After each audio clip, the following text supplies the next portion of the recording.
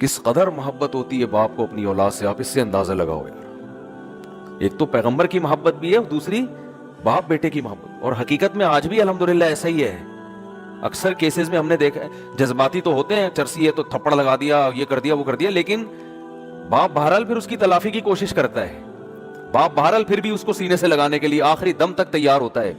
اولادیں نالائق ہوتی ہیں, وہ نہیں مانتی, ان کی نفرتوں کی کوئی انتہا نہیں ہوتی.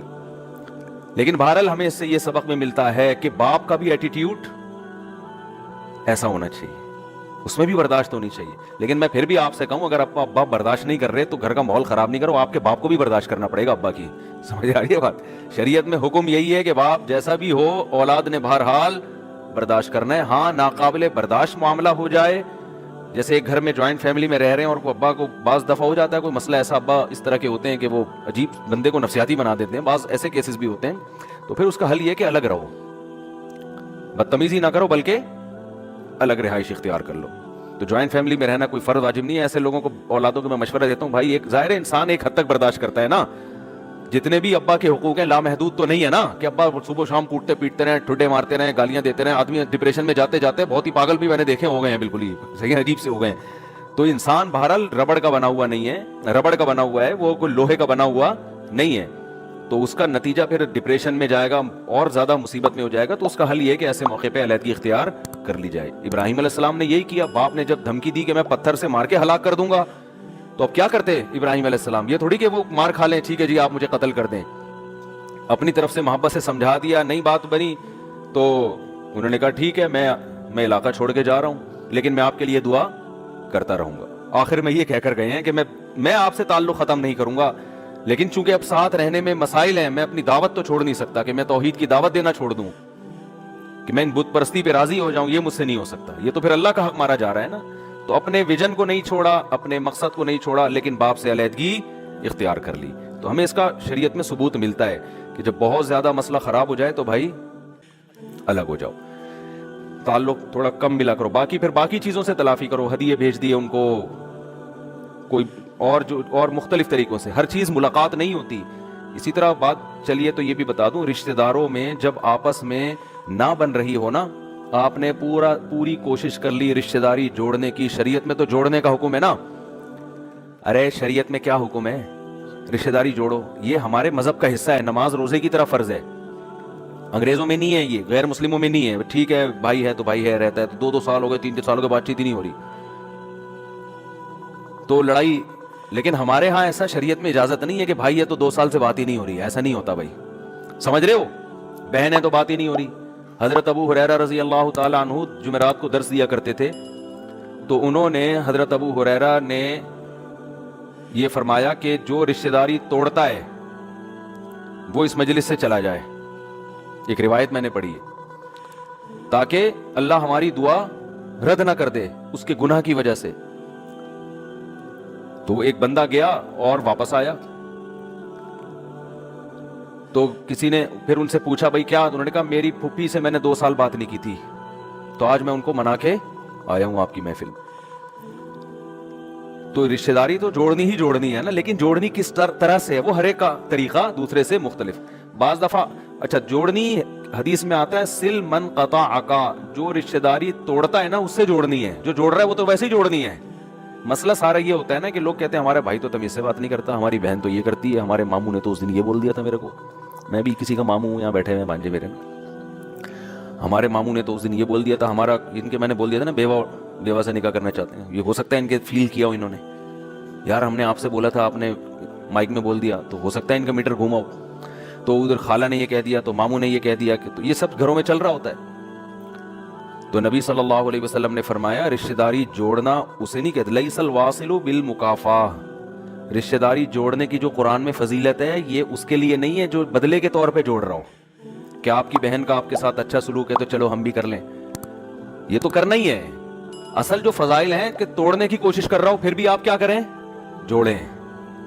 اب یہ کام ہوتا ہے مشکل, کیونکہ جو تمیز سے بات نہیں کر رہا, آپ اگر محبت سے بھی کرو گے نا, بعض تو انسان کے بچے ہوتے ہیں وہ سدھر جاتے ہیں کہ یار ہم غیر اخلاقی حرکتیں کرتے ہیں لیکن یہ پھر بھی اچھا ہے, تو وہ اچھے بن جاتے ہیں. لیکن بعض ہوتے ہی مینوفیکچرنگ فالٹ ہوتا ہے ان کے اندر, کوئی سمجھ رہے ہیں, مینوفیکچرنگ فالٹ ہوتا ہے. تو اس میں یہ ہوتا ہے کہ آپ اچھے بن رہے ہیں, وہ اچھائی کو بھی الٹا لے کے جا رہے ہیں. اچھا اس لیے مجھ سے ہنس کے بات کرتے ہو, اصل میں مالدار آدمی ہوں نا, تو میرے پیسوں پہ نظر. ابا کی خدمت آپ کر رہے ہیں, ابا مجھے لگتا ہے تو میری وراثت پہ نظر جما کے بیٹھا ہوا ہے. بات ہوتا ہے الٹا ہی, ہر چیز میں الٹا چل رہا ہے بندہ. تو ایسے موقع پہ پھر ہم بھی یہ مشورہ دیتے ہیں, بھائی زیادہ کلوز ہونے کی ضرورت نہیں ہے, اس سے نفرتیں کم ہونے کے بجائے بڑھیں گی. زیادہ کلوز نہیں, تھوڑا سا ریزرو رہو, دور رہو. اس کی تلافی اب کسی اور طریقے سے کرو, پیسے بھیج دیے, خیریت پوچھوا لی, وہ آپ خود فیصلہ کریں گے, وہ ہر آدمی اپنے بارے میں فیصلہ کرتا ہے. خیر, تو نبی صلی اللہ علیہ وسلم نے ان صحابی سے کیا فرمایا, تمہارے اندر 2 خصلتیں ایسی ہیں جو اللہ اس کے رسول کو بہت زیادہ پسند. ایک حلم, کیا مطلب, برداشت, ایک دم جذباتی نہیں ہو جاتے, کوئی بھی بات سنی نا اس کے بہت غور فکر کر کے فیصلہ کرتے ہو. دوسرا الاناہ, جلد بازی نہیں ہے, جب بردباری ہوتی ہے تو پھر جلد بازی بھی نہیں ہوتی, یہ دونوں لازم ملزوم ہیں. الحلم والاناہ, جلد بازی نہیں ہے, کوئی فیصلہ کرنے میں جلد بازی سے کام نہیں لیتے. حدیث میں آتا ہے العجلۃ من الشیطان, جلد بازی شیطان کی طرف سے ہے, والاناۃ من الرحمن, اور سکون اور اطمینان کے ساتھ فیصلہ کرنے کی صلاحیت یہ کس کی طرف سے ہے, اللہ کی طرف سے. تو اسی طرح خوب اچھی طرح بات سمجھ لیں کہ اصل ہے کسی بھی بات کو سمجھانا ہے تمیز سے, اخلاق سے, اس کو اخلاق کی مٹھاس اس میں جتنی گھول سکتے ہیں گھولیں, چاہے ابا ہو چاہے بیٹا ہو. اصل میں باپ یہ سمجھتا ہے, ماں یہ سمجھتی ہے کہ میری بیٹی ہے تو میں جیسے چاہوں بات کروں اس, کیونکہ میری کیا ہے, بیٹی. یہ غلط ہے, آپ کا بچہ ہے, آپ کا بیٹا ہے, آپ کا شاگرد ہے, آپ کا ملازم ہے. اصل یہ ہے کہ آپ نے اس سے تمیز سے, اخلاق سے, مسکرا کے ہی بات کرنی ہے. اب کبھی بعض دفعہ ایسا ہوتا ہے آدمی کہتا ہے یار یہ اب تمیز نہیں, ابھی تو غصے والی بات ہے. تو پہلے سوچو کہ 100% جب تک آپ کو یقین نہ ہو کہ اب غصے کے بغیر کام نہیں چل سکتا, 100%, اس وقت تک آپ کے لیے غصہ کرنا جائز نہیں ہے. سمجھ میں آ رہی ہے کہ ہم احتیاطاً بھی غصہ کر رہے ہوتے ہیں کہ 2 لگا کے ٹرائی کر کے دیکھنے میں کیا جا رہا ہے, 2 لگا کے دیکھتے ہیں, ہو سکتا ہے اسی سے بچہ سیدھا ہو جائے. ابے بھائی ہو سکتا ہے نہیں, آپ نے اخلاق کی انتہا کو پہنچ چکے, باقی تمام طریقے تربیت کے اولاد کے آپ نے استعمال کر لیے, سب کچھ ہو گیا. بچے کو شراب پیتے ہوئے بھی دیکھ لو نا, ایک دم جذبات میں آنے کی ضرورت نہیں. ہمارے ایک دوست تھے, ان کا اکلوتا بیٹا, وہ اپنے بیٹے کی تربیت کر رہے, میرے بیان میں بھی بچے کو بٹھاتے ہیں, خود بھی اس کی تربیت کرتے. بچہ چھوٹا تھا, اب وہ جب بالغ ہوا, قریب البلوغ, بلوغت کی دہلیز پہ قدم رکھا, اچھا اکلوتا تھا, تو کہہ رہے میں تجھے مفتی بناؤں گا, تجھے عالم, ان کے خاندان میں علماء نہیں تھے, میں تجھے یہ بناؤں گا, میں تجھے بزرگ بناؤں گا. وہ ظاہر ہے اکلوتا بیٹا ہے تو باپ کی بڑی امیدیں ہوتی ہیں, اور بچہ بھی بڑا تمیز سے. او بھائی اس کیا ہوا ہے, یہ پرانا واقعہ ہے. تو مجھے ایک دن آئے, ایک دم جذباتی نہ, رو رہے ہیں. میں نے کہا کیا ہو گیا بھائی, کہہ رہے میرے بچے کی جیب سے لڑکی کی تصویر نکلی ہے. اب ظاہر ہے غم تو ہوگا انسان کو, یار میں کیا بنا رہا ہوں, کم بہت تو. اب ٹین ایجز لڑکا ہے, ظاہر ہے 13-14 سال کی عمر میں انسان کے جذبات بہت زیادہ بگڑنا شروع ہو جاتے ہیں. تو ایک دم جذباتی, اور میں نے ان کو آرام سے بٹھایا, میں نے کہا دیکھو یہ ابھی بگڑنا شروع ہوا ہے, ابھی بگڑا ہے نہیں, تو تمیز سے نا, آرام سے. ایک دم جذباتی ہو گیا, کوٹ دیا, پیٹ دیا, تو بچے کو پھر اسی میں سکون ملے گا. کہہ رہے یار یہاں تو سکون کیا ہوا ہے, جب بچہ ٹینشن میں آئے گا نا تو سکون کے لیے جا کے تکیے کے نیچے وہ تصویریں ہی دیکھے گا, فوج کوئی تصویر تھی.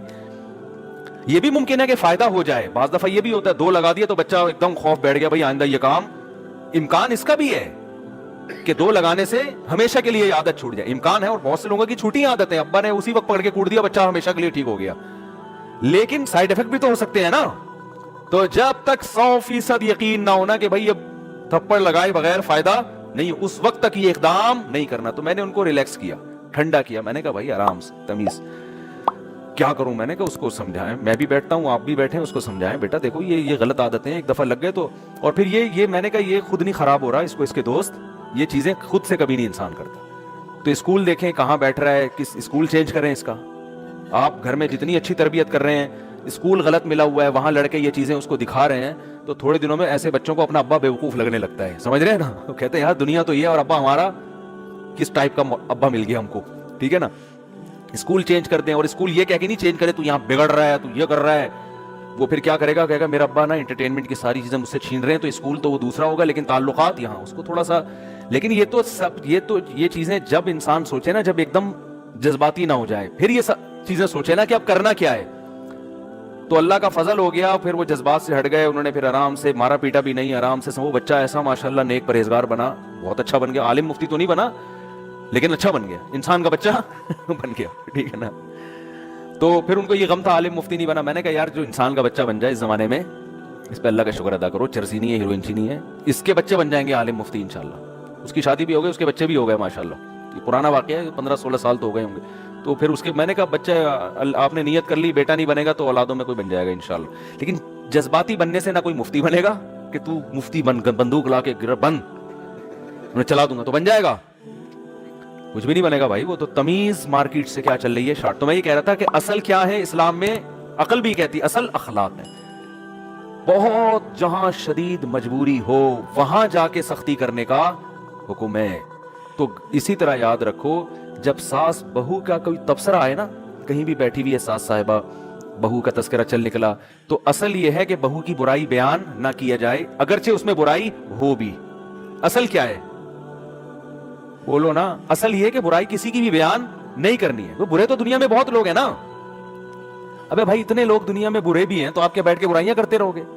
तो सास कह सकती है तो मेरी बहू है, ये जब बुरी होगी तो मैं तो बुराई बयान करूंगा, बुराई बयान करूंगी। तो भाई ये आपकी बहू है, इसलिए अब आपने बुराई बयान नहीं करी, क्योंकि रिश्ता है इससे, बेटियों की तरह है। तो अब ये रिश्ता इस बात का तकाजा कर रहा है कि आपने इसकी इज्जत की हिफाजत करनी है, घर की बुराई को घर के अंदर ही रखना है आपने। समझते हो कि नहीं समझते? और बहू का भी यही हुक्म है। असल ये है कि खामोशी है, लेकिन हमारे यहां मसला ये है कि असल ये है कि बोलना है। जब तक शदीद मजबूरी ना हो खामोश नहीं रहते हम। असल तो ये कि मैं इसकी बुराई बयान करूं, मैं बहू की बुराई बयान करूं, मैं दामाद की बुराई बयान करूं, मैं साले की बुराई बयान करूं, मैं बीवी की बुराई बयान करूं, वो बीवी शौहर की बुराई बयान करे, मैं अब्बा की बुराई बयान करूं, वो अम्मा की बुराई। खामोश उस वक्त होंगे जब बहुत मजबूरी होना कि बुराई बयान करने का कोई मौका है ही नहीं। वो खामोश होते हैं हम SHO के सामने, वहां पुलिस की बुराई हम बयान नहीं, मजबूरी है भाई, पकड़ लेगा मारेगा, ताल्लुकात खराब हो जाएंगे। उल्टा चल रहा है कि नहीं चल रहा मामला? जैसे वहमियों का असल ये है कि वुजू हर वक्त टूट रहा है उनका वहमी जो है ना, वहमी जब वो वुजू करते आते हैं तो हम कहते हैं असल ये कि वुजू बाकी है, जब तक टूटने का 100% यकीन ना हो उस वक्त तक वुजू बाकी। वहमी उलट चल रहे होते हैं। वहमी कहते हैं असल तो ये कि कतरा निकल रहा है, निकल रहा है, निकल रहा है, हवा खारिज हो रही है, हो रही है, हो रही है, हो रही है। वुजू कर रहे हैं, हम कहते हैं 3 दफा मुंह धो लिया, असल ये है कि धुल गया, कोई जगह खुश्क नहीं रही है। जब तक अब खुश्क होने का यकीन ना हो तो आप समझेंगे मुंह धुल गया है। लेकिन वहमी कहता है कि असल ये है कि मुंह खुश्क है, जब तक मुझे लेबोरेटरी टेस्ट से पता नहीं चलेगा ना कि पूरा मुंह मेरा गीला हो चुका है और आसमान से फरिश्ते नाजिल होकर गवाही नहीं देंगे और कुरान में नहीं लिखा हुआ होगा कि वसीम भाई का वुजू हो चुका है।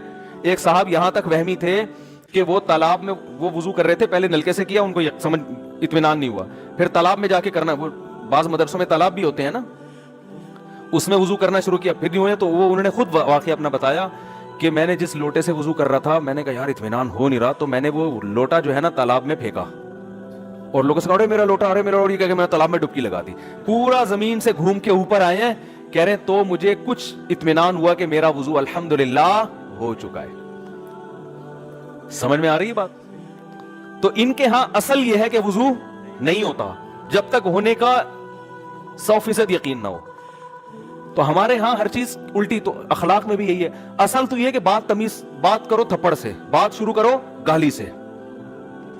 मैं एक दोस्त के साथ जा रहा था, पुरानी बात है, पुराने वाकयात याद आते हैं। एक रक्शे वाले से उनकी गाड़ी टक्कर हो गई, उतरते ही रक्शे वाले को बुरा भला कहना शुरू कर दिया, हद तेरी ऐसे। मैंने कहा यार ये कौन सा तरीका है, पहले आराम से। कह रहे नहीं, आराम से बात की ना तो फिर ये चढ़ जाएगा मेरे ऊपर सही है। अगर मैंने आराम से, क्योंकि दोनों ये समझते हैं कि असल है बदतमीजी। असल क्या है, वो ये उनका भी समझते हैं कि इस्लाम का एक छठा रुकन है कि कभी भी किसी भी मौके पे किसी से तमीज से बात, असल तो बदतमीजी है, बात शुरू करो बदतमीजी से। तो भाई असल तमीज है, टक्कर भी हो गई, आपकी गलती भी होगी ना, तो सॉरी का ही मौका दे दो अगले को। मेरे साथ भी ऐसा हुआ, मैं गाड़ी में कहीं गया हूं, डिफेंस की तरफ मुझे कहीं काम था, तो एक बड़ी उम्र की खातून थी, मेरी गाड़ी, वो मैं पार्किंग के दौरान वो बेचारी की गाड़ी से लग गई, वो गाड़ी से उतरी ना कह रही है मेरी गाड़ी का नया कलर की वाट लगा दी और मेरी नई गाड़ी और ये, और वो बोले जा रही हैं। मैंने कहा आंटी कहते हुए भी मुझे डर लग रहा था कि एक और केस ना बन जाए। ये भी मसला होता है ना कि वो गाड़ी का केस छोड़ के आंटी तेरा बाप होगा आंटी। अब मैं तो पहले तो ये सोचता रहा कि मैं बोलूं क्या इनको, खातून बोलूं, आंटी बोलूं, बहन बोलूं, क्या बोलूं। तो खैर मैंने मोहतरमा बोल दिया, मैंने कहा ये थोड़ा बैलेंस सा लफ्ज है। अब देखो हम भी जज्बात में आके आंटी बोल देते एकदम, तो गले मसला और केस गाड़ी गई एक तरफ। तो मैं बड़े सोच के मैंने कहा, सोच समझ के मोहतरमा ऐसे करके मैंने बात की। तो अब वो बोले जा रही हैं भाई मेरे से, मैंने कहा मैं मान रहा हूं मुझसे गलती हुई है, तो अब आप बता दें, मैं इसको बनवा देता हूं, मैं पैसे दे देता हूं, मैं पैसे दे देता हूं। मैंने दिल में सोचा यार गलती इसकी है, इनकी है, मेरी है, क्या क्या हो सकता है उनकी गलती हो, मुझे अब याद नहीं हुआ क्या था। अब क्या बहस करे आदमी। तो मैंने कहा अपनी इज्जत भी इसी में है कि पैसे दे के पतली हुई, क्योंकि लोग मुझे जानते हैं ना। ये वाकया होगा 7-8 साल पुराना, उस वक्त भी लोग बहुत जानते थे। तो मैंने कहा जानने वाले निकले, बोलेंगे यार ये पता नहीं क्या हो रहा है, मुफ्ती साहब क्या पट्टा लेके बैठे हुए। मैं इस चक्कर में कि भाई आप मुझसे डबल पैसे ले लें। वो डिफेंस की खातून, उनको पैसों से मेरा ख्याल है कोई नहीं था कि यार पैसे क्या, गाड़ी तो गई ना। तो मैंने कहा पूरा कलर करवा देता हूं मैं इसका, दोबारा से आपको ये खतरा है। एक दफा कलर तो हो चुका ना गाड़ी पे, आप खुद ही कह रही हो कि पूरी नया कर, तो एक पूरा कलर करवा देता हूँ, जान छोड़ो मेरी। ऐसा ना हो कोई क्लिप बना के यूट्यूब पे डाल दे, मुझे ये भी खतरा लग रहा था। वो बोले जा रही है, मतलब वही हमारे यहाँ असल ये है कि फड्डा सबका है, ये अंटी की बात नहीं है, सभी का है ये तो। वो अंटी से, अगर आप किसी अंटे से टकराते तो वो तो मुंह तोड़ देता आपसे, हकीकत बता रहा हूं। वो तो पहले थप्पड़ मारता, मुक्के मारता, उसके बाद बात शुरू करता।